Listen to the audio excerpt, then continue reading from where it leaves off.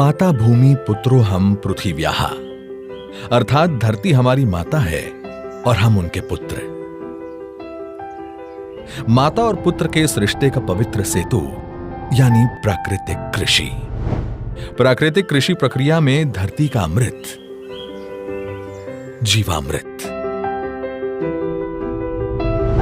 आइए हम जानते हैं कि जीवामृत का निर्माण कैसे होता है।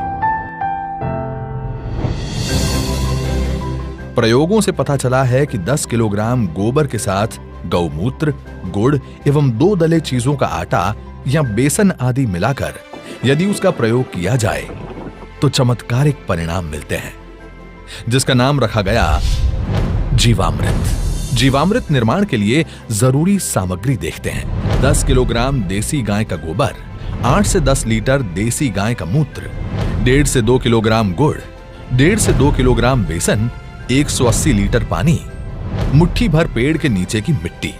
आसानी से उपलब्ध इन सामग्री से जीवामृत बनाने की विधि भी इतनी सरल है कि कोई भी किसान इसे अपने आप बना सकता है।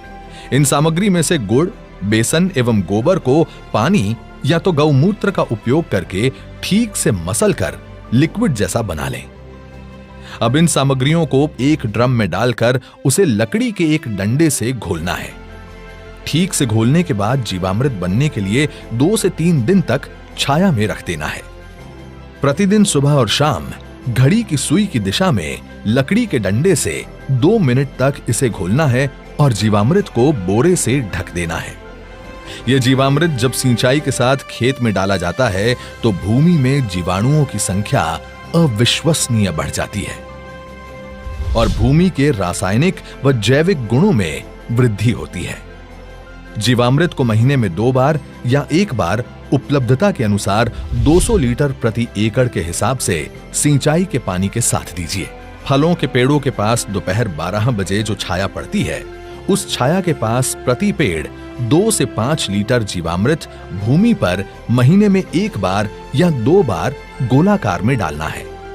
इससे मिट्टी स्वस्थ बनती है और फसल भी उतनी ही बेहतर मिलती है। इससे किसान के मित्र माने जाने वाले केंचुओं की संख्या बढ़ती है। प्राकृतिक कृषि में गहरी जुताई की भी जरूरत नहीं होती है। इतना ही नहीं, प्राकृतिक कृषि भूमिगत जल को भी बढ़ाती है। इस प्रक्रिया से मुख्य फसलों के साथ सहयोगी फसलों को भी उगाया जा सकता है।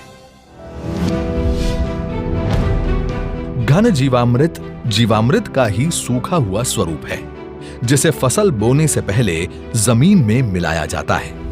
धूप में सुखाए गए 200 किलोग्राम गोबर में ताजा बना 20 लीटर जीवामृत मिलाकर 2 दिन छाया में रखते हैं। इसे एक बार फिर धूप में सुखाकर तथा डंडे से पीसकर महीन बना दिया जाता है। यही घन जीवामृत है, जिसे 1 एकड़ के लिए प्रयोग कर सकते हैं।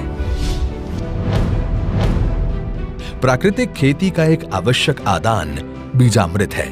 बीजामृत जहां बीज को बीज जनित रोगों से बचाता है, वहीं इसकी अंकुरण क्षमता को अद्भुत रूप से बढ़ाता है। देसी गाय के 5 किलोग्राम गोबर, 5 लीटर गौमूत्र, 50 ग्राम बुझा हुआ चूना और थोड़ी सी मिट्टी को 20 लीटर पानी में मिलाकर बीजामृत बनता है।